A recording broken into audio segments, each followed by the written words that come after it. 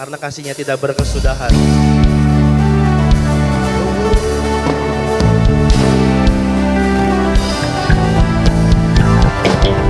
Kita bersorak-sorai, kita bertepuk tangan karena kasihnya tidak berkesudahan. Kasihnya tidak terukur dalam kehidupan kita.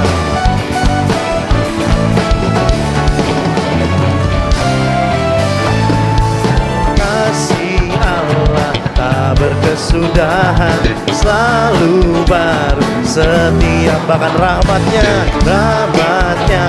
tak pernah berakhir seumur hidup. Katakan dari awal, kasih Allah, kasih sungguh tidak berkesudahan dalam kehidupan kami. Kasih-Mu Tuhan setiap hari, rahmat-Nya tak pernah berakhir seumur hidup. Dengan sorak-sorai, dengan sukacita kami menaikkan pujian kepada Engkau Tuhan. Dengan sorak-sorai memuji, ku naikkan pujian, haleluya. Nyanyi bagi Dia Sang Raja, nyanyi bagi Dia Sang Raja. Katakan kasih Allah, Allah tak berkesudahan, bahkan selalu baru setiap pagi. Rahmat-Nya ada bagi kita semua, tidak pernah berakhir, mengiringi kita sepanjang waktu, seumur hidup kita. Dengan sukacita, dengan sorak-sorai memuji, ku naikkan pujian, haleluya. Nyanyi bagi Dia Sang Raja, nyanyi bagi Dia Sang Raja. Sorai kami memuji Engkau Tuhan, kan pujian, haleluya. Nyanyi bagi Dia Sang Raja, nyanyi bagi Dia Sang Raja. Dengan sukacita takutkan menari, dengan sorak-sorai memuji, ku naikkan pujian, haleluya. Nyanyi bagi Dia Sang Raja, nyanyi bagi Dia Sang Raja. Cepat saja naikkan pujian ini dengan sukacita. Sambil bangkit berdiri Bapak Ibu Saudara, kita naikkan pujian ini sambil melambaikan tangan kita kepada Tuhan. Kami mau memuji dan memuliakan Engkau Tuhan, haleluya. Nyanyi bagi Dia Sang Raja, nyanyi bagi Dia. Oh, dengan sukacita, citaku kan menari, dengan sorak-sorai memuji, ku naikkan pujian, haleluya. Nyanyi bagi Dia Sang Raja, nyanyi bagi Dia Sang Raja. Selamanya kami mau terus menyanyikan kebesaran Tuhan. Sebelum kita sambung ke pujian kita kedua, berikan salam ke sebelah kiri kanan Bapak Ibu Saudara. Kita bersyukur, berterima kasih buat kebaikan Tuhan yang sungguh indah. Dia sungguh besar dalam kehidupan kita. Terima kasih Tuhan, Kau ada bersama-sama kami.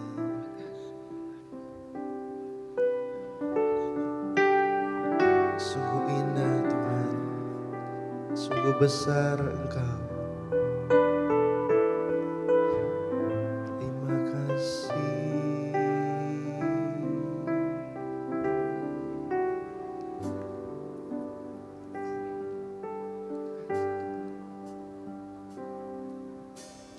Kemanakah aku dapat pergi, menjauhi rohmu yang suci. Kau sahabat, Kau begitu dekat bersama dengan kami Tuhan, dan Kau dekat.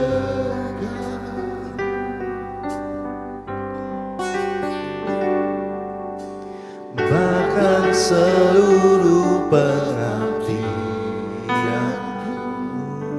tak bisa membalas kesetiaan sungguh mulia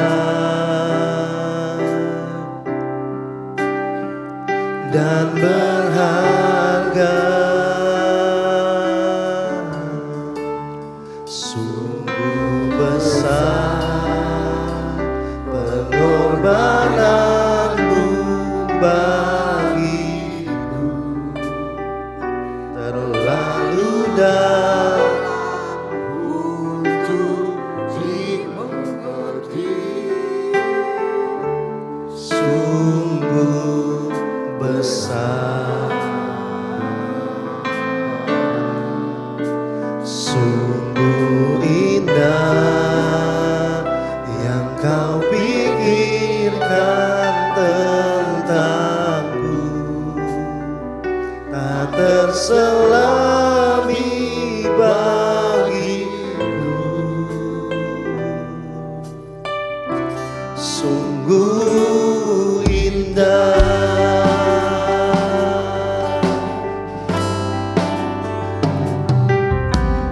Kemanakah kami tidak bisa menjauhi Engkau Tuhan, sebab Engkau sahabat dan Engkau begitu dekat dalam hidup kami, dan Engkau ada di dalam kami. Dan Engkau dekat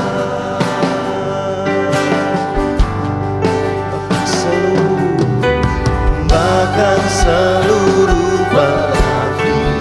Tidak bisa Tuhan membalas semua kesetiaan-Mu Tuhan.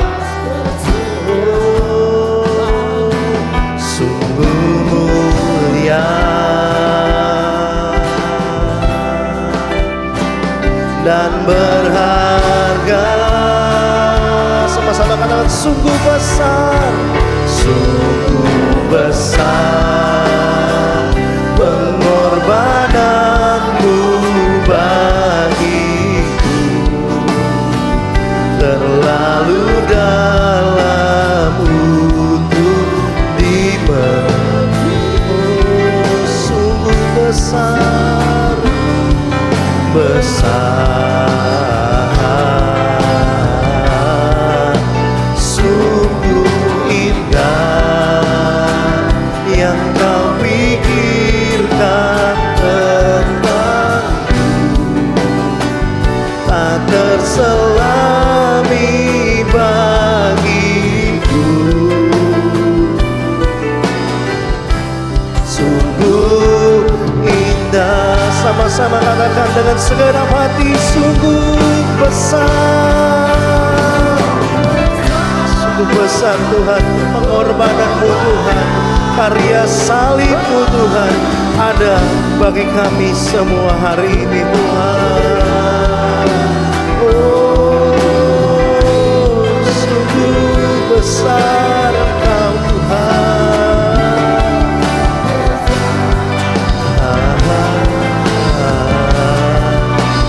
Sungguh indah yang kau pikirkan tentangku,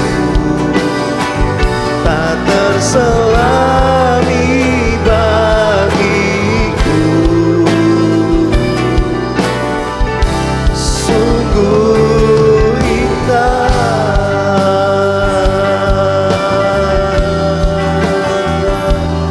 sungguh indah, sungguh besar Engkau Tuhan. Kasih-Mu ada dalam hidup kami Tuhan, Engkau nyata. Haleluya. Kami memuji memuliakan Engkau Tuhan, kami meninggikan Engkau Tuhan, membesarkan Engkau Tuhan, sebab kasih-Mu Tuhan sungguh besar dalam hidup kami. Kau sungguh indah dan sungguh mulia Tuhan. Terpuji-pujilah Engkau Tuhan. Oh,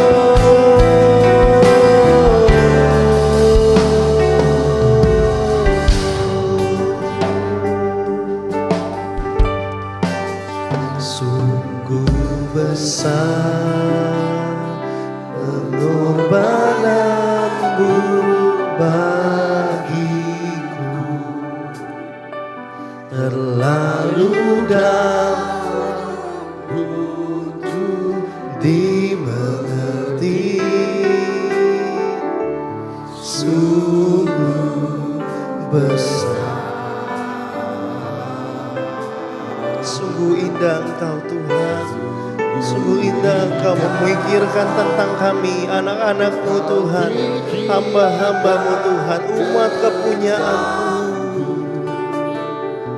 Tak terselami bagiku. Sungguh dengan segenap hati kita mengangkat tangan kita kepada Tuhan. Sungguh besar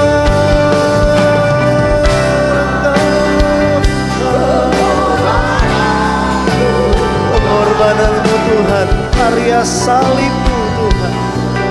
Lu dalam untuk dimengerti, sungguh besar, sungguh indah yang Kau pikirkan tentang, tak terselami bagiku. Sungguh, sungguh besar Engkau dan pengorbanan-Mu.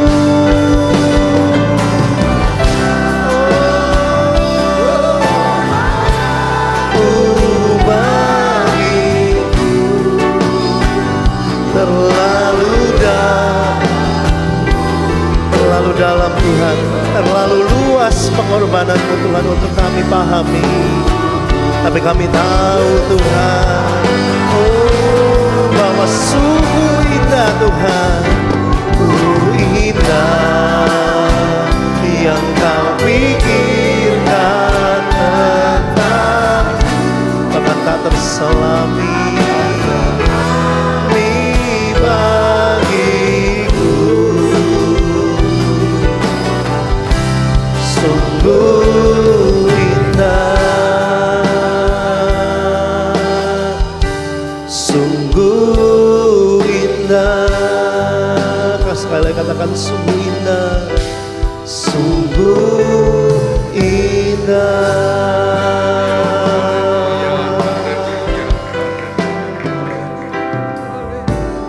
Segala puji syukur hanya bagi-Mu Tuhan.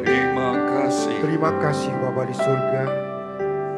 Engkau Allah yang luar biasa. Amin. Engkau yang telah hadir atas kami, jemaat-Mu di tempat ini. Ya. Engkau telah hadir atas hati kami masing-masing Tuhan. Amin. Engkau yang sudah bertahta atas hati kami. Ya. Berbicaralah, berbicaralah Amin. atas sidang jemaat-Mu di tempat ini. Tuhan, kami siap mendengarkan. Terima kasih Bapa di Terima surga. kasih, Tuhan. Terima kasih. Dalam nama Tuhan Yesus, Dalam kami siap mendengarkan firman-Mu. Amin. Amin. Puji Tuhan. Silakan duduk. Apa kabarnya Bapak Ibu Saudara? Luar biasa baik sekali. Puji Tuhan. Pagi ini kita akan bersekutu dengan tubuh dan darahnya, mengingatkan kembali kasih Tuhan yang heran, sehingga Dia mau mati di kayu salib untuk menebus dosa Bapak Ibu Saudara dan saya. Amin. Nah, pagi ini saya memberi judul firman Tuhan, siapakah yang disalibkan di atas gunung Golgota? Apakah Bapak Ibu Saudara ingat siapakah yang disalibkan di gunung Golgota untuk menebus dosa manusia? Siapa? Yesus. Nah, saudara-saudara, Yesus memang ada dua yang lain, saudara-saudara, tetapi yang menebus dosa, mengampuni dosa, dan memberi jaminan keselamatan, sebab tidak ada nama lain di bawah kolong langit ini yang diberikan kepada kita hingga kita diselamatkan kecuali nama Yesus. Jadi saudara-saudara, siapakah yang disalibkan? Dialah Yesus. Mungkin ada yang berkata, oh bukan Yesus itu. Saudara-saudara, lalu siapa? Ya, yang mirip-mirip Yesus. Saya masih ingat almarhum Papi Gunawan pernah bercerita kepada saya bahwa waktu dulu tahun 1965-66 waktu pelayanan ke Banyuwangi atau ke Serono dan lain sebagainya, saudara-saudara. Papi berkata, papi naik kereta api. Loh, kok iso naik kereta api? Lalu dari mana? Siapa yang tahu? Dari mana naiknya? Stasiun mana? Penculuk. Iya. Nah, saudara-saudara, dan saya tidak melihat sekarang ada stasiun di sana. Lalu barangkali saudara Nober dari Rio, lahir tahun 1990-an, berkata, nggak ada yang namanya stasiun Penculuk, nggak ada. Mana yang lebih bisa dipercaya? Almarhum Papi Pendeta Gunawan atau saudara Nober yang berkata, oh nggak ada. Hah? Ya jelas Papi Pendeta Gunawan lah. Sebab apa? Lihat sendiri. Hidup pada zaman itu memang saudara-saudara 1976 sudah tidak berfungsi lagi. Memang. Tetapi kan almarhum yang pernah melihat bahkan naik kereta apinya. Nober baru kemarin berkata tidak ada. Ini cuma ilustrasi. Jadi percayalah saudara-saudara bahwa Yesus bukan cuma pernah ada sebagaimana fakta sejarah kita ingat itu. Di mana mereka menyaksikan bahwa Yesus pernah hidup di dalam dunia ini. Tetapi penulis Suriah pernah berkata dan menyebut Yesus sebagai raja yang bijak, yang dihukum mati oleh orang Yahudi. Ini penulis Suriah, bukan orang Kristen. Saya mencatat tentang sejarawan Romawi bernama Tacitus. Dia pun berkata bahwa Kristus menderita hukuman yang ekstrim sekali pada pemerintahan Tiberius di tangan salah seorang prokurator gubernur Romawi yang ditempatkan berkuasa di daerah Yahudi sana. Itulah Pontius Pilatus. Saudara-saudara, Yesus disalibkan kata mereka. Demikian juga dengan seorang yang berasal dari Yunani, dia berkata bahwa Yesus pesona terkemuka yang mengajarkan ritual baru dan disalibkan karena pengajaran itu. Ini orang-orang di luar Kristen yang mencatat bahwa Yesus pernah hidup tapi juga telah bangkit dari antara orang mati. Kata sejarawan Yahudi yang tidak percaya Yesus itu, tapi mencatat bahwa Yesus pernah ada dan orang menyebutnya sebagai pengajar yang membuat orang lain bersuka cita. Guru yang mempunyai pengikut banyak. Dia disalibkan, mati, dikuburkan, dan pada hari ketiga Yosefus berkata dia bangkit dan hidup selamanya. Dia ada di tengah-tengah kita. Amin. Jadi fakta sejarah, apalagi fakta dari Alkitab, Yesus disalibkan menebus dosa kita. Filipi 2 ayat 8 sampai 11. Mari kita akan membaca Filipi 2 ayat 8 sampai 11. Dan dalam keadaan sebagai manusia, ia telah merendahkan dirinya dan taat sampai mati. Bahkan sampai mati di kayu salib. Itulah sebabnya Allah sangat meninggikan dia dan mengaruniakan kepadanya nama di atas segala nama, supaya dalam nama Yesus bertekuk lutut segala yang ada di langit dan yang ada di atas bumi dan yang ada di bawah bumi, dan segala lidah mengaku Yesus Kristus ada Tuhan, bagi kemuliaan Allah Bapa. Katakan amin. Nah saudara-saudara, Yesus yang telah disalibkan dan dia dikuburkan, pada hari ketiga dia bangkit dari antara orang mati, dia hidup selamanya. Sebab memang pada hakikatnya dialah Allah itu. Dan saudara-saudara, dia bukan cuma mati disalibkan untuk menebus dosa, tapi yang keren juga adalah bahwa di dalam nama Yesus yang disalibkan itu, kita membaca Allah menjadikan nama Yesus nama di atas segala nama. Jadi nama Yesus, saudara-saudara, tidak tertandingi. Nama di atas segala nama. Dia lebih dari setiap nama. Saudara-saudara, dia mengatasi segala nama, tidak tertandingi, tidak terkalahkan. Saya mengajak kita untuk membaca Efesus 1 ayat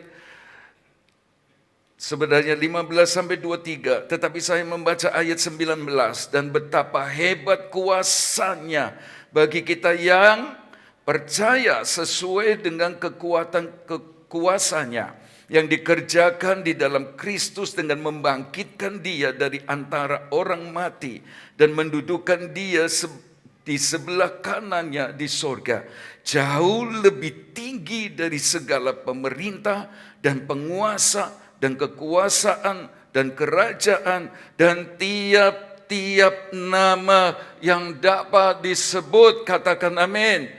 Jadi saudara-saudara, nama Yesus yang mati disalibkan, dikubur dan dibangkitkan pada hari ketiga, karena dia Allah yang mengasihi kita dan mau tebus dosa kita.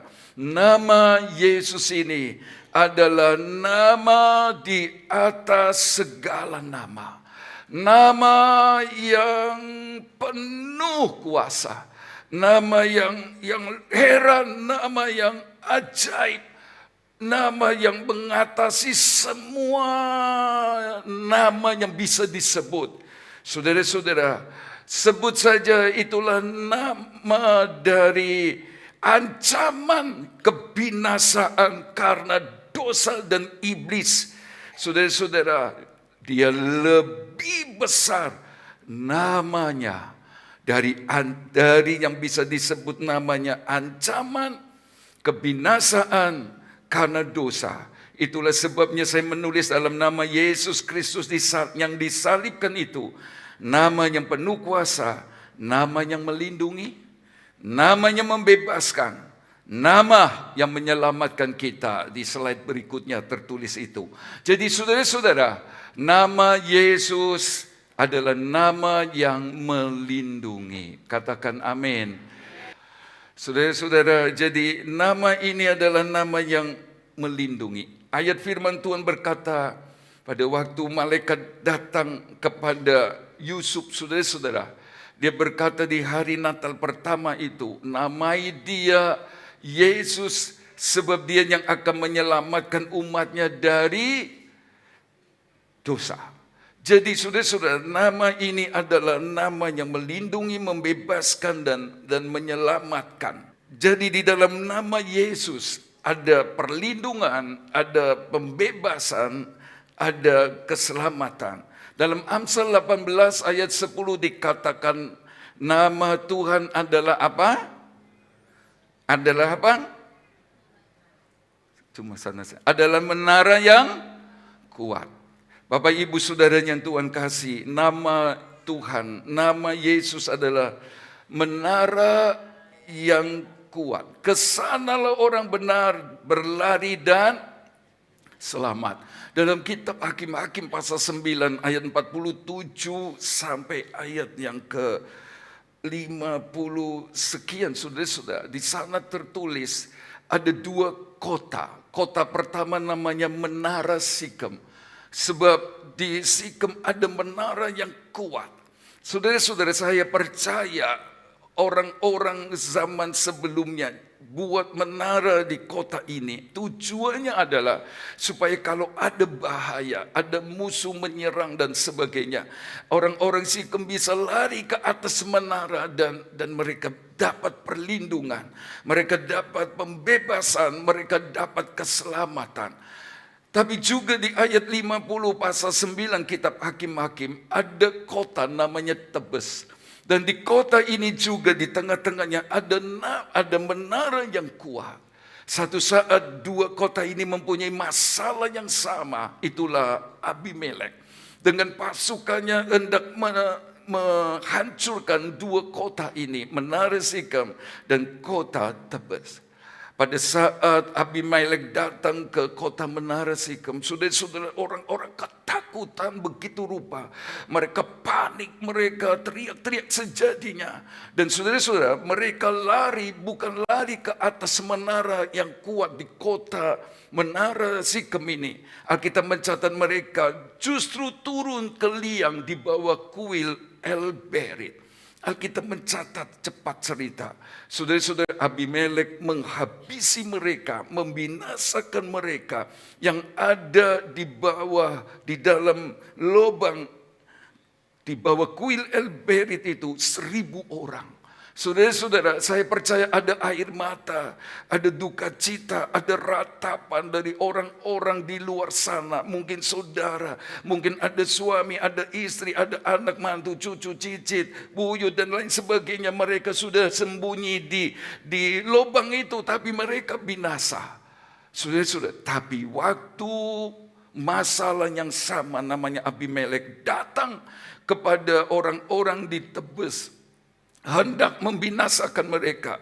Alkitab mencatat orang-orang Tebes lari naik ke atas menara itu, saudara-saudara. Dan pada saat mereka di atas, Abimelek datang. Mereka ketakutan, sama. Mereka juga panik, mereka teriak-teriak. Tapi mereka ngerti alamat yang benar untuk mereka berlari. Mereka sembunyi di atas menara yang kuat.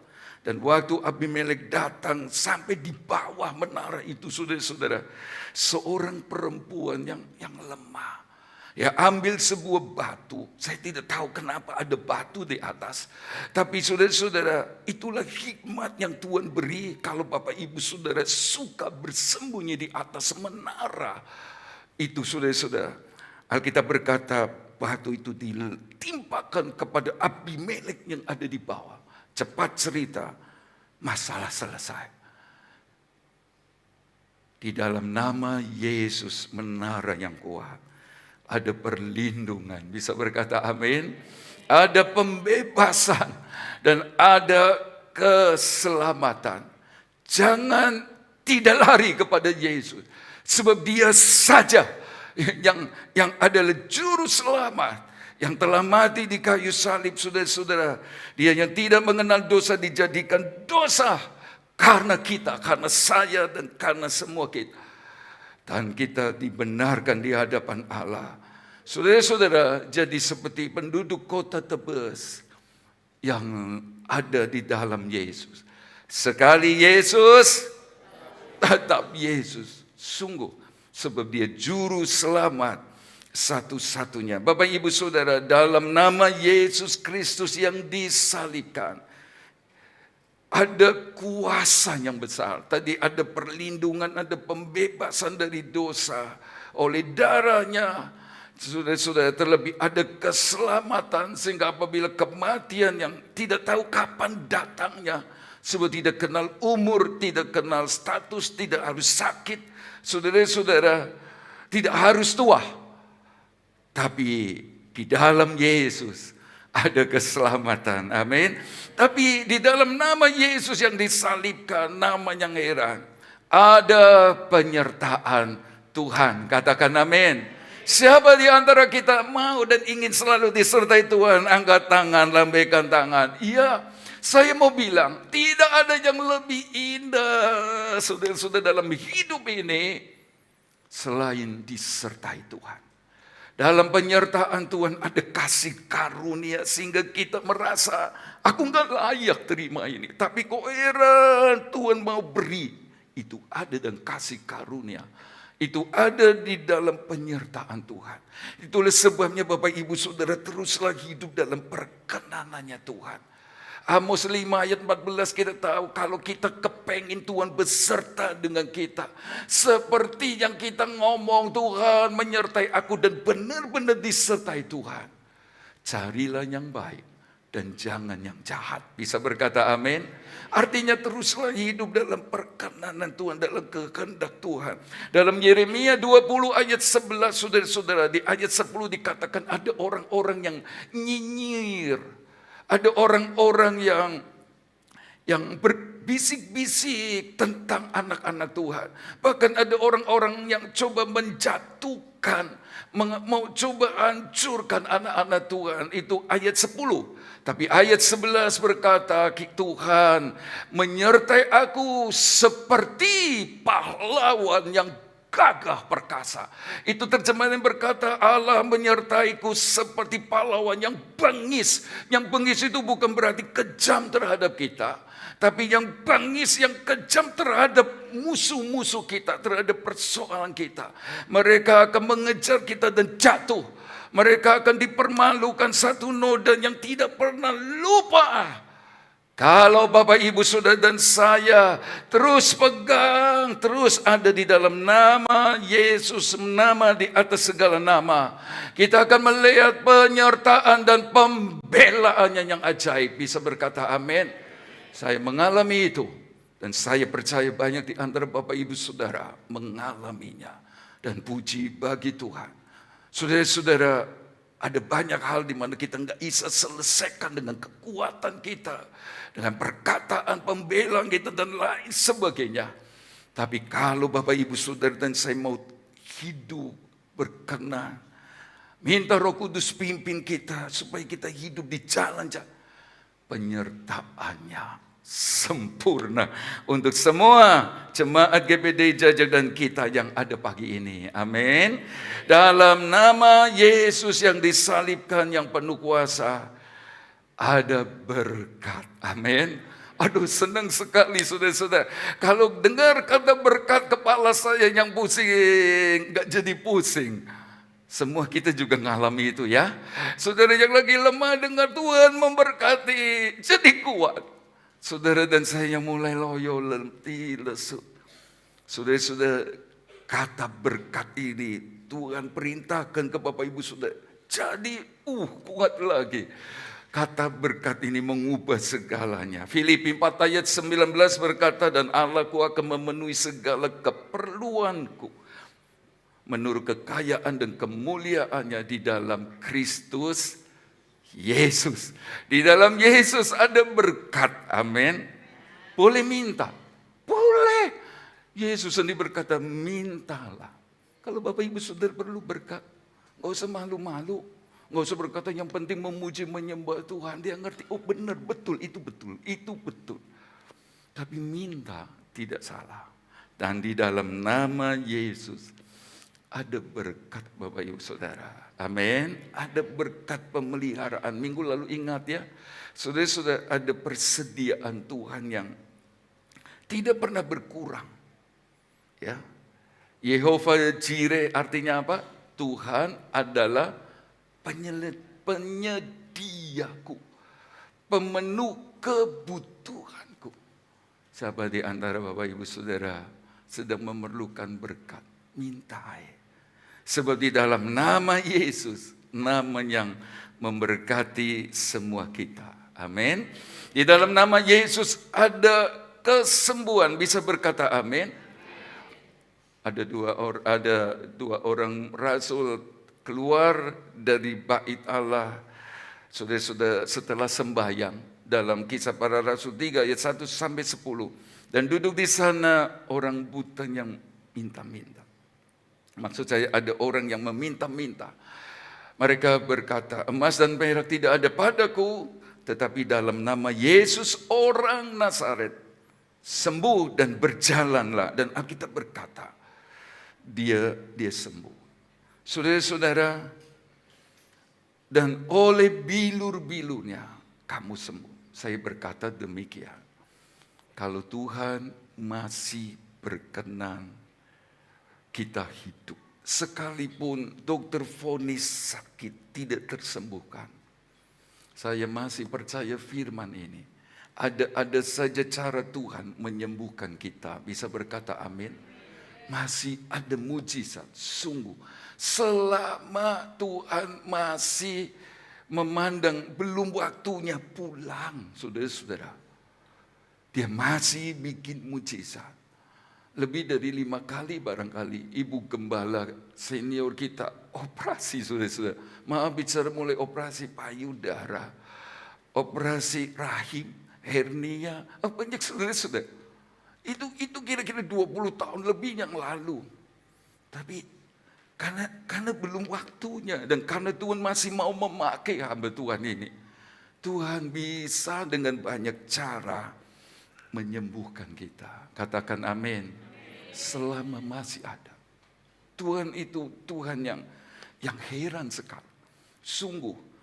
Tapi nggak usah sakit. Kalau Tuhan bilang waktunya berhenti, ya berhenti. Itulah sebabnya inilah penghiburan dan pengharapan kita bahwa di dalam nama Yesus yang disalibkan ada kesembuhan.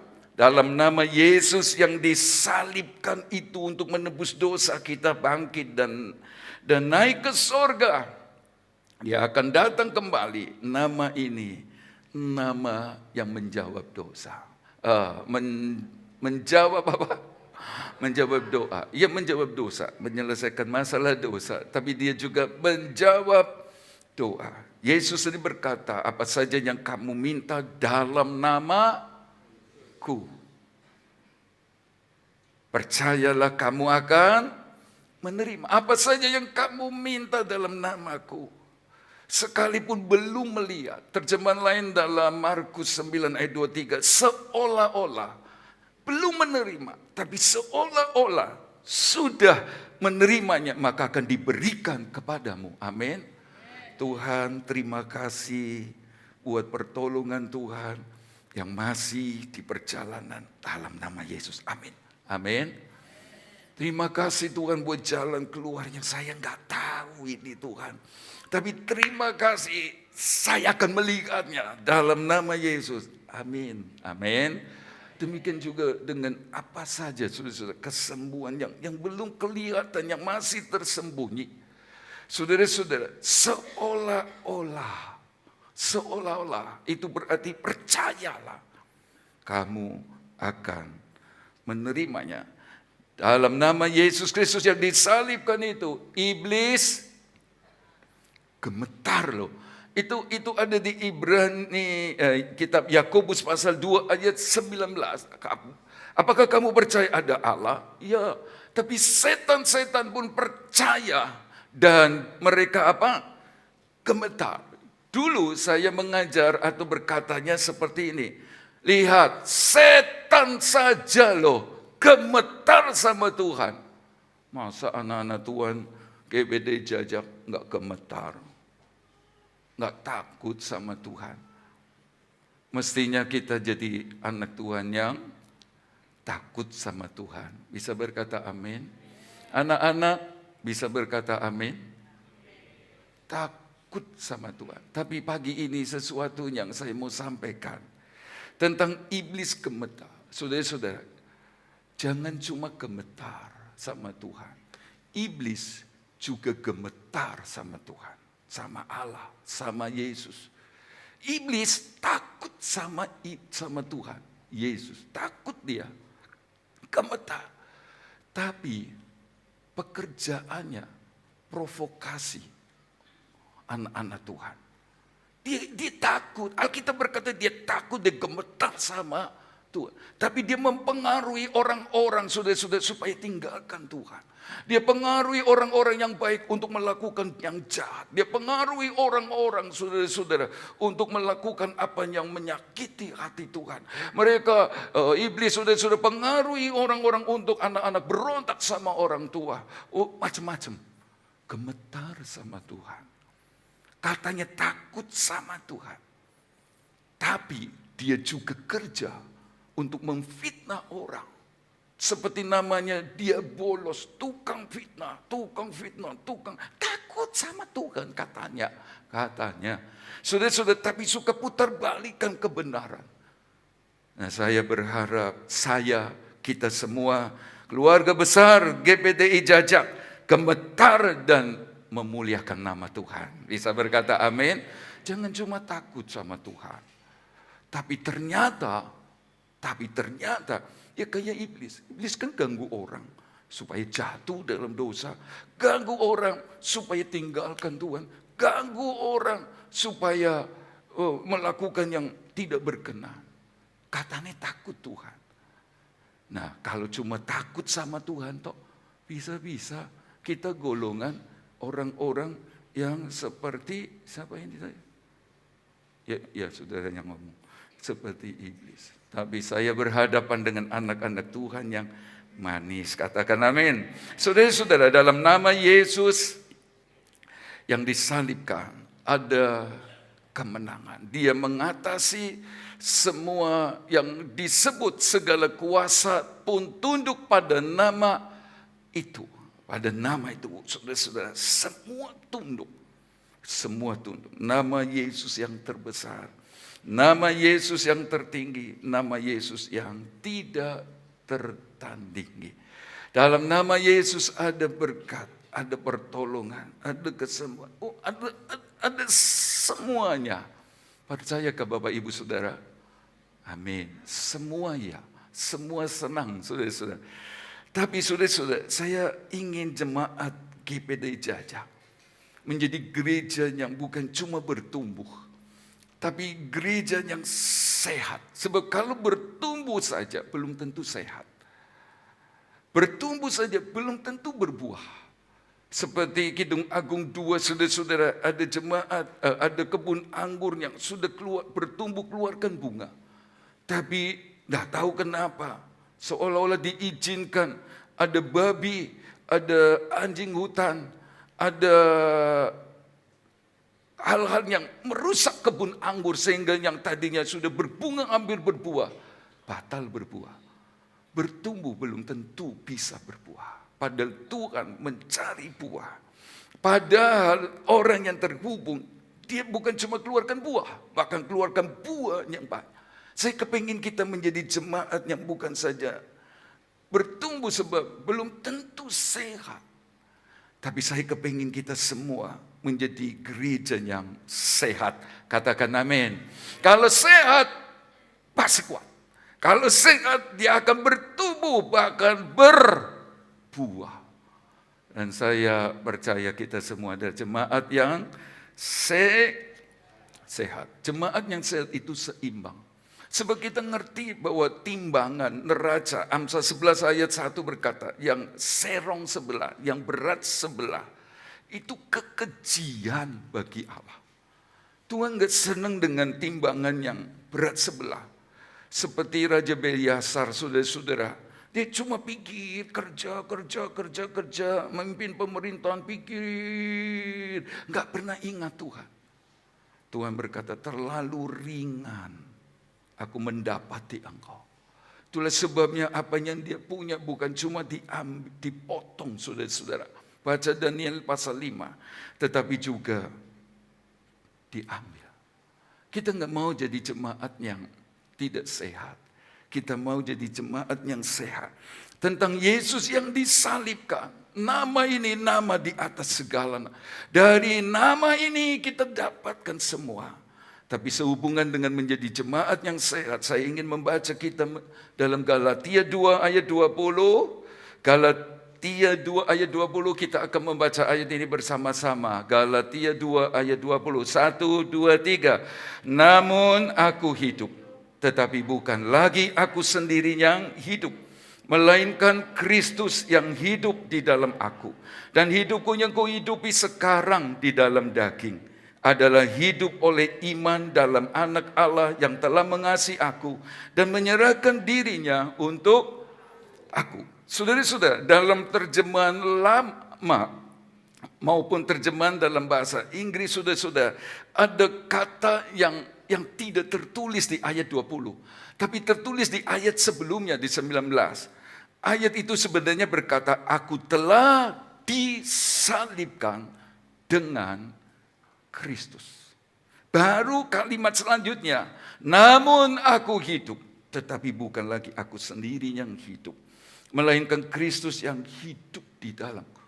Saudara-saudara, saya kepingin kita semua jadi Kristen yang bukan cuma memanfaatkan nama di atas segala nama untuk memperoleh berkat, pertolongan, dan semuanya. Untuk hal-hal hidup di dalam dunia sementara ini saja. Saya kepingin kita jadi Kristen yang seimbang. Bahwa Yesus yang telah disalibkan itu mau supaya Bapak, Ibu, Saudara, dan saya juga disalibkan dengan Kristus. Itu berarti kalau jemaat ngerti ini, maka kita bisa berkata, hidupku bukannya aku lagi, melainkan Kristus yang hidup di dalam aku. Jangan hanya berharap, minta doa berkat. Saya berkata, jangan hanya. Jadi boleh, tapi juga sudah, ayo toh ngerti ini. Bahwa Yesus yang disalibkan itu mau kita pun disalibkan dengan Kristus. Sehingga kita berkata, aku telah mati. Sebagai persembahan yang hidup kudus dan berkenan. Hidupku bukannya aku lagi, melainkan Kristus. Saudara, kalau kita cuma berhenti di sini, saya melihat anak Kristen, anak Tuhan Kristen diberkati. Kenapa diberkati? Dia bisa bersaksi. Karena Yesus, nama di atas segala nama, sumber berkat, pertolongan, amin. Tapi hidupnya tidak berkenan. Hidupnya menyakiti hati Tuhan. Hidupnya saudara-saudara jahat. Hidupnya terikat dalam dosa.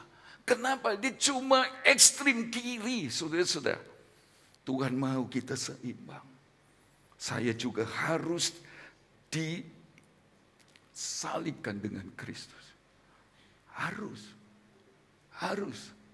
Jangan cuma terima. Memang kita minta dapat dari Tuhan. Tapi saudara-saudara, tolonglah. Yesus yang disalibkan itu juga mau supaya kita juga disalibkan dengan Kristus. Bukan berarti ambil kayu salib saudara-saudara lalu disalib, dipaku. Bukan. Apa artinya juga kita disalibkan di kayu salib saudara-saudara. Atau pikul salib waktu pergi kemana Israel itu. Apa artinya? Dia mau supaya kita benar-benar Tuhan Roh Kudus tolong. Prinsip dosa kita benci saudara-saudara.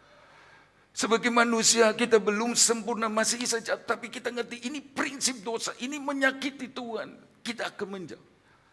Jadi korban persembahan yang harum.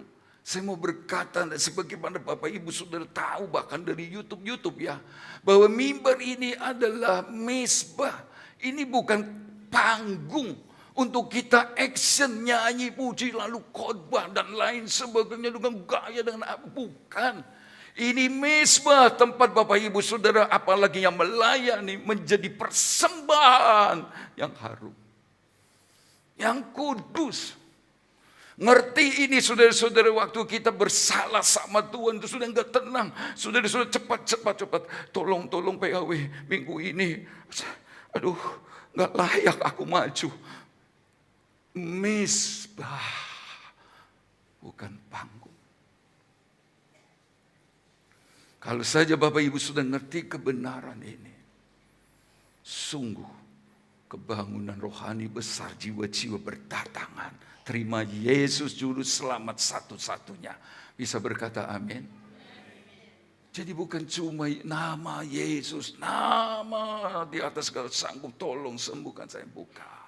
Bukan hanya itu. Yesus disalibkan supaya Bapak Ibu sudah juga dan saya disalibkan dengan Kristus. Dan ini penting sekali. Sudah jadi Kristen seimbang. Kalau tidak kita perhatikan, banyak di antara kita lebih senang dengan pengkhotbahnya daripada firman-Nya Tuhan. Dan ini terjadi dalam gereja di akhir zaman. Itulah sebabnya berulang kali saya harus berkata, saudara-saudara, mungkin Bapak Ibu Saudara mungkin sulit menerimanya. Ada apa dengan gereja akhir zaman? Kita lebih justru sayang, cinta, mati-matian, idolakan pendetanya, pembicaranya, daripada firman. Buktinya apa? Gak baca Alkitab. Dan ini kan aneh. Seperti ekstrim kiri yang cuma manfaatkan nama di atas segala nama. Yang disalibkan itu. Tapi kita gak mau kehendaknya.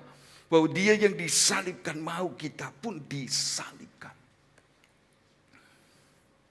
Dan Tuhan menolong kita semua. Dalam Galatia 6 ayat 14, tetapi aku sekali-kali tidak mau bermegah selain dalam salib Tuhan kita Yesus Kristus. Sebab olehnya dunia telah disalibkan bagiku dan aku bagi dunia. Tuhan mau supaya dia yang disalibkan membuat kita juga ikut disalibkan. Dalam artian, saudara-saudara, kita benci dosa. Dunia disalibkan bagi kita.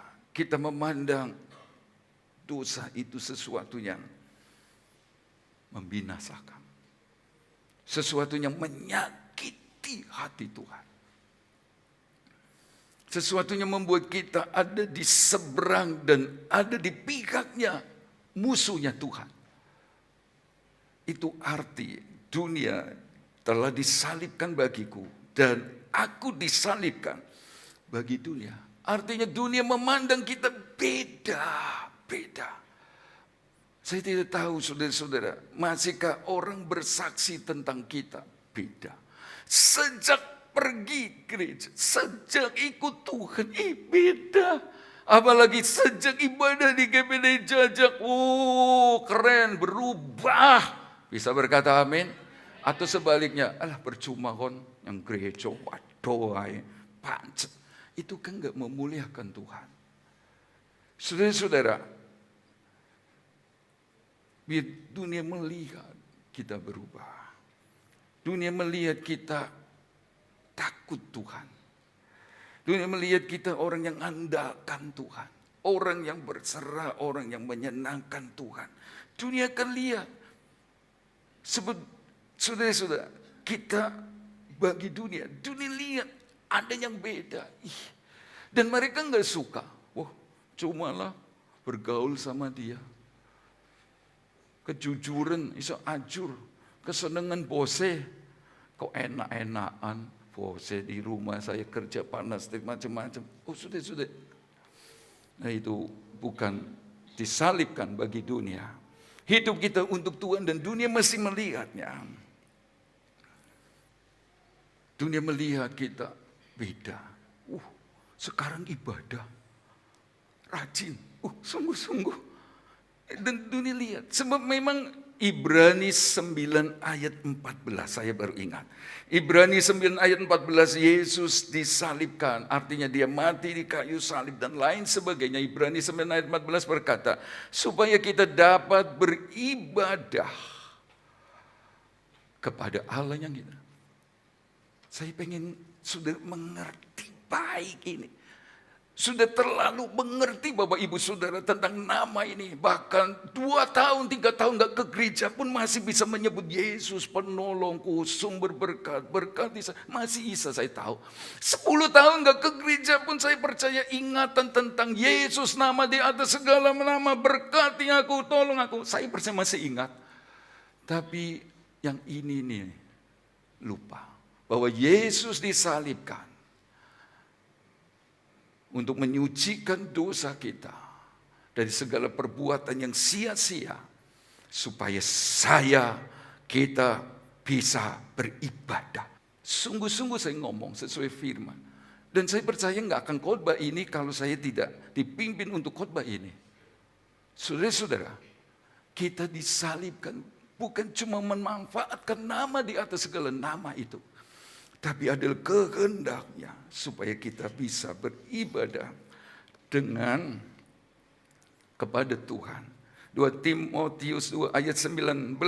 Coba perhatikan. Sebab jika mereka yang oleh pengenalan mereka akan Tuhan dan Juru Selamat kita Yesus Kristus penebus telah melepaskan kita dari kecemaran-kecemaran dunia, tetapi terlibat lagi di dalamnya, maka akhirnya keadaan mereka lebih buruk daripada yang semula.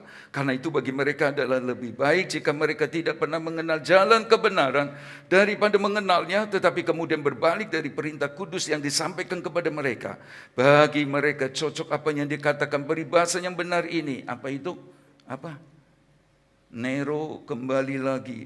Anjing kembali lagi ke muntahnya dan mami yang mandi kembali lagi ke kubangan.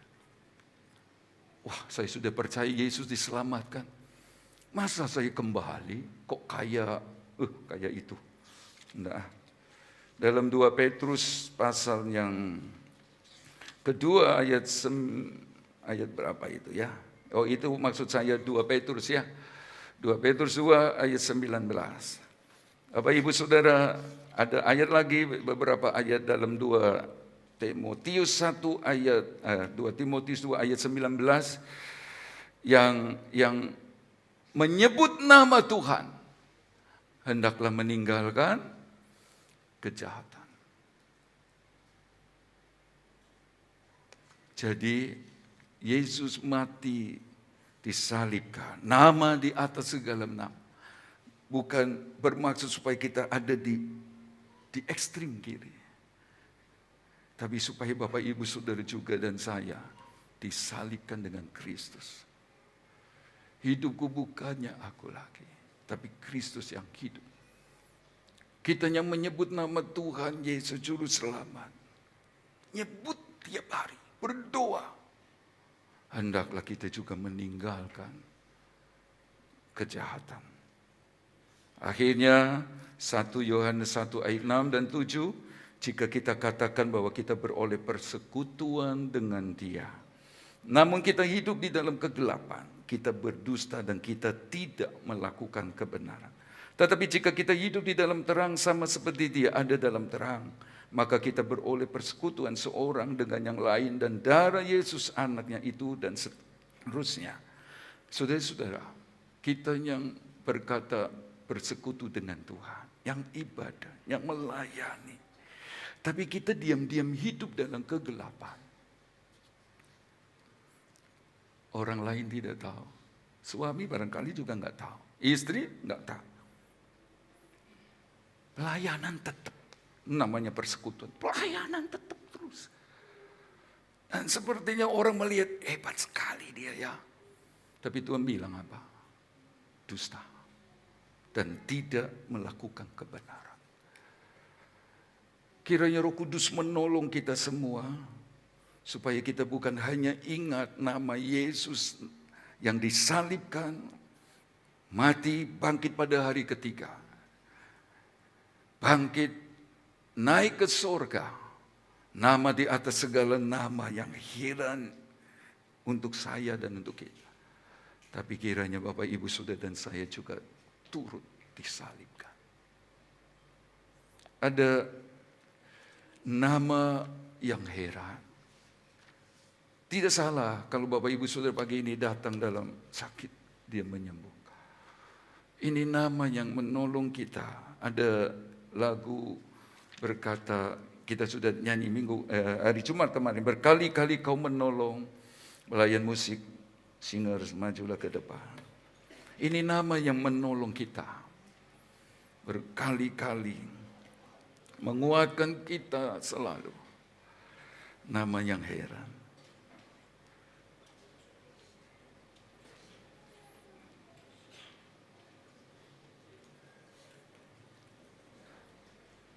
Kalau sudah merasa sudah disalibkan, mau hidup kehendak Tuhan, sudah jemaat yang sehat.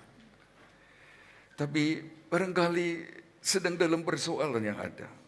Tuhan juga mau menolong kita, sebab nama ini sanggup tolong.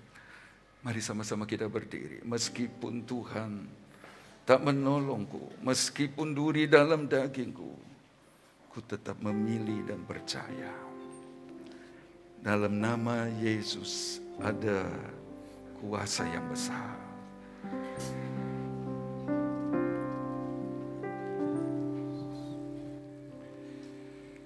Meskipun Tuhan tak menolongku,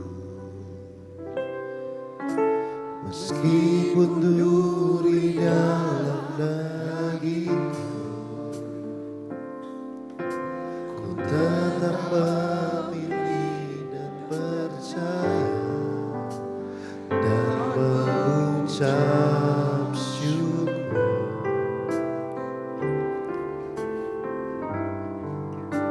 Meskipun doaku tak terjawab, Meskipun hatiku habis letih, tetap memilih untuk percaya dan mengucap syukur. Meskipun Tuhan tak menolongku, Meskipun Tuhan tak menolongku, meskipun duri dalam dagingku, ku tetap memilih dan percaya dan mengucap syukur.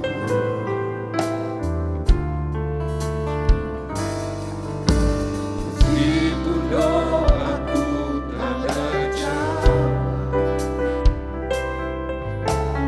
meskipun hatiku habis lenyap, ku tetap memilih dan percaya dan mengucap syukur. Berkali-kali Kau menolong, berkali-kali Kau kuatkan dalam masa sakit. Engkau ada, Yesus setia.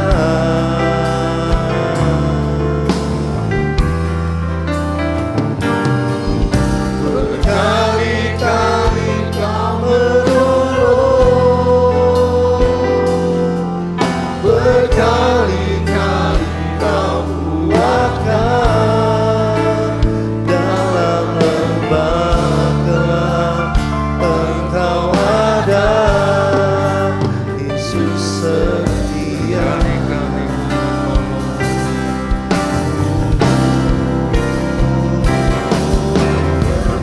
Berkali-kali Kau menolong, berkali-kali Kau kuatkan dalam rasa sakit. Engkau ada, Yesus setia.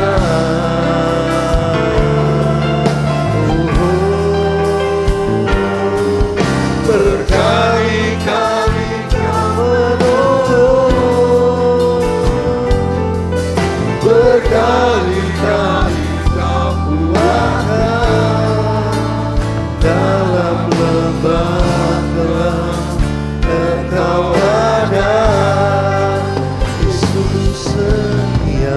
Berkali-kali, haleluya. Berkali-kali Kau menolong, berkali-kali Kau kuatkan dalam rasa sakit. Engkau ada, Yesus setia.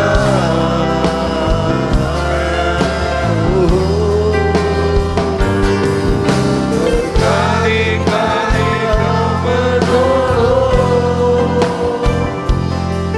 berkali-kali Kau kuatkan dalam lembah gelap. Engkau ada, Yesus setia. Apakah Bapak Ibu Saudara merasakan berkali-kali Tuhan menolong?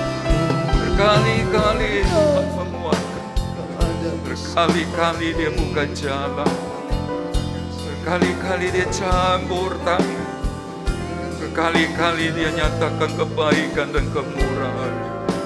Apakah Bapak Ibu Saudara ingat itu?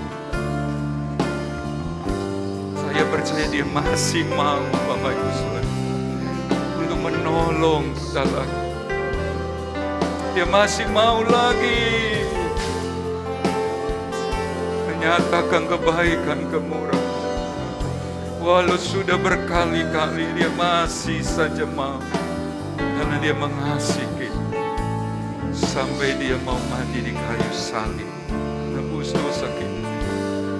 Tuhan mau kita yang sudah berkali-kali lebih sudah diselamatkan, kita juga ikut disalibkan bersama dia.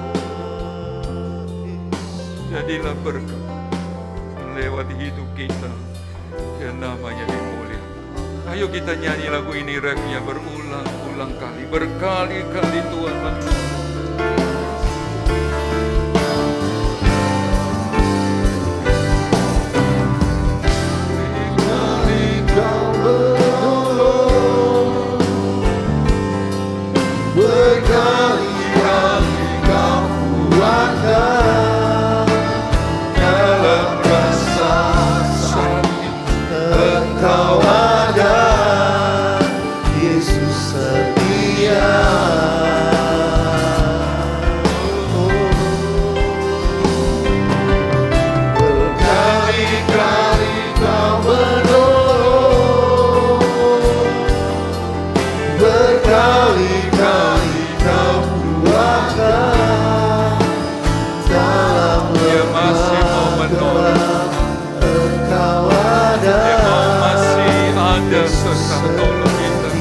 Berkali-kali Yesus hidup mau tolong kita. Berkali-kali Kau menolong, berkali-kali Kau kuatkan dalam masa sakit. Engkau ada, Yesus setia. Mari bersyukur sebab berkali-kali Kau menolong, berkali-kali Kau kuatkan dalam lemah gelap. Engkau ada, Yesus setia. Haleluya, haleluya, haleluya, Syukur pagi hari ini. haleluya. Kami bersyukur kami sidang jemaat Tuhan lewat firman-Mu. Terima kasih. Sungguh Tuhan, kami tidak bisa menghitung kebaikan-Mu Amin. yang tidak pernah habis-habisnya. Sudah memberi pertolongan kepada kami ya Tuhan. Haleluya. Biarlah jiwa kami pada pagi hari ini bersyukur kepada Tuhan. Terima kasih. Buat kasih-Mu yang besar, buat pertolongan Terima kasih. Tuhan yang ada di dalam kehidupan kami. Terlebih bersyukur buat keselamatan jiwa Benar. yang Kau sudah kerjakan di kayu salib. Seperti pagi hari ini sebentar kami akan makan tubuh minum darah Tuhan. Untuk membawa kami mengingat kasih-Mu, korban-Mu di kayu salib. Benar. Untuk keselamatan jiwa kami. Ya. Untuk mengampuni dosa kami ya Tuhan. Biarlah kami boleh bersyukur buat Haleluya. semuanya. Kebaikan, pertolongan, keselamatan jiwa untuk kami ya Tuhan. Sebentar kami mau makan tubuh darah Tuhan. Engkau kuduskan kami, sucikan kami. Amin, Tuhan. Sehingga kami boleh layak untuk makan tubuh minum darah Tuhan. Dan kami akan menerima berkat Tuhan. Ya. Yang lemah boleh dikuatkan, yang Amin. susah dihiburkan. Benar. Yang sakit boleh dijamah, disembuhkan melalui tubuh darah Tuhan. Dan kami mau bersekutu dengan Ya. Engkau lewat tubuh darah Tuhan. Dan kami akan menerima berkat, kekuatan yang daripada Ya. Tuhan. Terima kasih Tuhan buat firman-Mu. Terima kasih. Roh Kudus yang akan mengerjakan firman-Mu dalam setiap hati kami. Sehingga hidup kami berkenan kepada Tuhan. Amin. Di dalam nama Tuhan Yesus Kristus kami berdoa.